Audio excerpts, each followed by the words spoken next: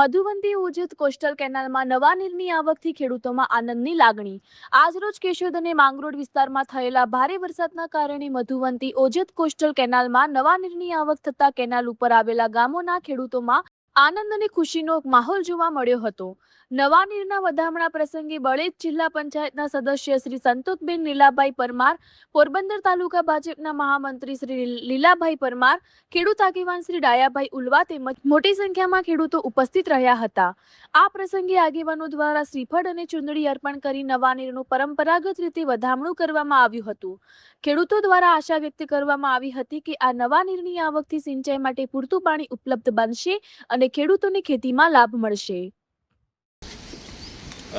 આજરોજ માંગરોળ અને કેશોદમાં ઉપરવાસ વરસાદ થવાથી આપણે મધુવંતી ઉજ્જત કોસ્ટલ જે કેનાલ છે, વર્ષોથી જે કેનાલનું કામ થયેલ હતું, પણ જેમાં લેવલિંગનું કામ, જે ઊંડાઈનું કામ બાકી હતું, તો વારંવાર ઉપર સરકારમાં રજૂઆત કરવાથી આશરે 2 કરોડ જેવી રકમ સરકારે ફાળવી અને આ વર્ષે જ જે લેવલિંગનું કામ હતું, જે ઊંડાઈ જે કરવાની બાકી હતી, જે ઊંડાઈનું કામ પૂર્ણ થતા અને આ કામનો શ્રેય છે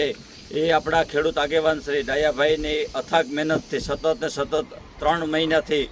દરરોજ મોનિટરિંગ કરે અને આ કામ જે નિયમ પ્રમાણે જે પૂર્ણ થયું અને આપણે જોઈએ છે કે આજે આપણે ઘરે બેઠા જે ગંગાના જે દર્શન કરીએ, આપણા માટે જે આ પાણી છે એ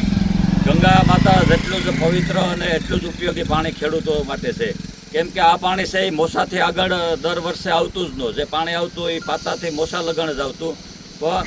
લેવલિંગનું કામ પૂર્ણ થવાથી આજે આ પાણી ઉપરવાસ વરસાદ થવાથી જે પાણી પાતા મધુવંતીથી ડાયવર્ઝન કરેલ છે, તો આ પાણી આજે બળેજ પોસેલ છે અને ખેડૂતોમાં પણ ખૂબ ખુશીની લહેર છે અને આ પાણી આગળ અત્યારે રાતિયા લગન છે, 2-3 કલાકમાં રાતિયા લગન પહોંચી જશે, એટલે ખેડૂતમાં પણ બહુ ખુશીનો માહોલ છે આ પાણી જે આવવાથી।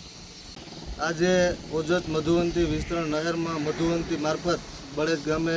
ઉપરવાસમાં વરસાદ થતાં પાણી આવતા ખેડૂતો અને ગ્રામજનોમાં ખુશીનો માહોલ છે અને સાથે જિલ્લા પંચાયત સભ્ય લીલાભાઈ પરમારની સાથે આજે પાણીના વધામણા કરવામાં આવ્યું।